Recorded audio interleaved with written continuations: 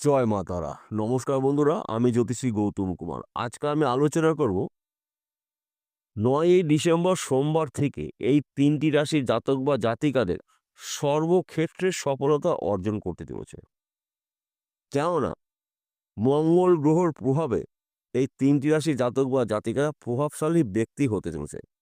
আসুন আমরা জেনে নিই কোন ভাগ্যবান এই ৩টি রাশির জাতক বা জাতিকারা রয়েছে। তবে ভিডিওটি না কেটে না টেনে সম্পূর্ণ দেখার চেষ্টা করুন। কেননা আমি এই ভিডিওর মধ্যে যেই ভাগ্যবান ৩টি রাশির নাম বলবো, যদি আমার বলা রাশি আপনার রাশির সঙ্গে মিলে যায়, তাহলে এই ভিডিওটা বিশেষ করে আপনাদের জন্য স্পেশাল হতে চলেছে।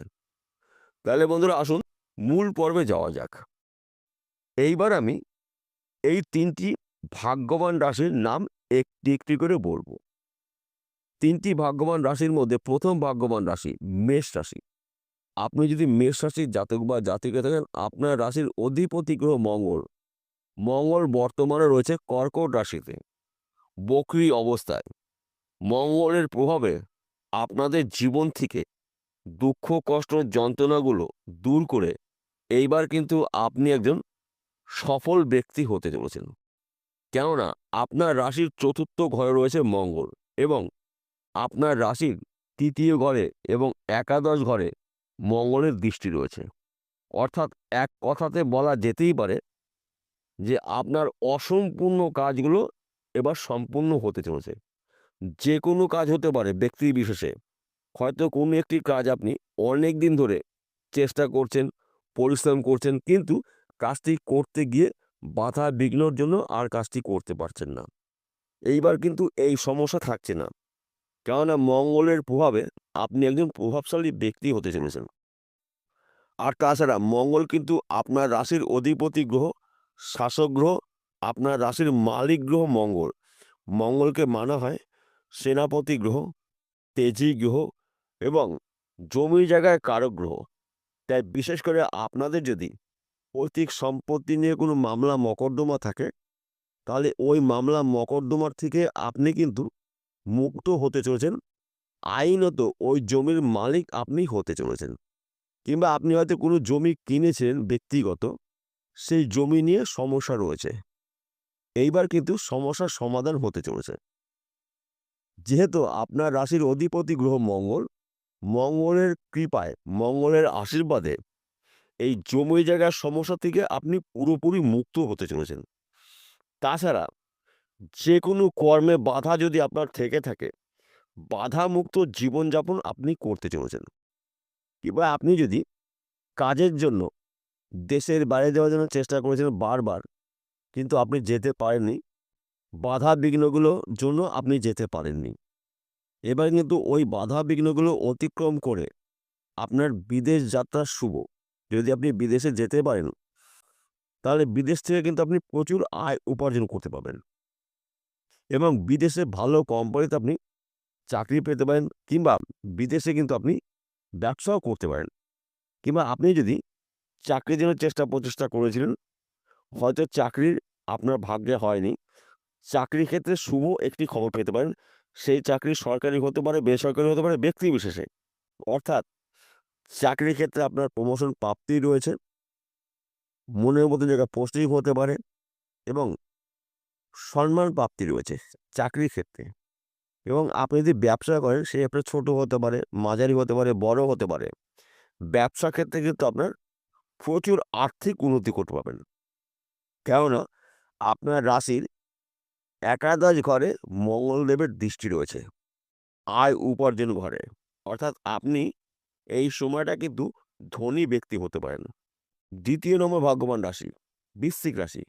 আপনি যদি বৃশ্চিক রাশির জাতক বা জাতিকা থাকেন, আপনার রাশির নবম ঘরে রয়েছে মঙ্গল। অর্থাৎ আপনার ভাগ্যেতেই মঙ্গল রয়েছে।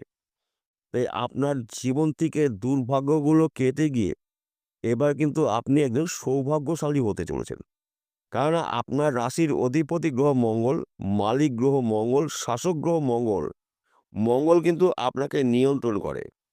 তাই মঙ্গলের প্রভাবে আপনারা একজন প্রভাবশালী ব্যক্তি হতে চলেছেন। মঙ্গল বর্তমান রয়েছে কর্কট রাশিতে বক্রী অবস্থায়। বক্রী মঙ্গলের আশীর্বাদে আপনাদের অসম্পূর্ণ কাজগুলো সম্পূর্ণ হবে। যেই কাজগুলো আপনি অনেক চেষ্টা করে, অনেক পরিশ্রম করে সম্পূর্ণ করতে পারেননি। বাধা বিঘ্নগুলো আপনার জীবনের চতুর্দিক থেকে লেগে রয়েছে।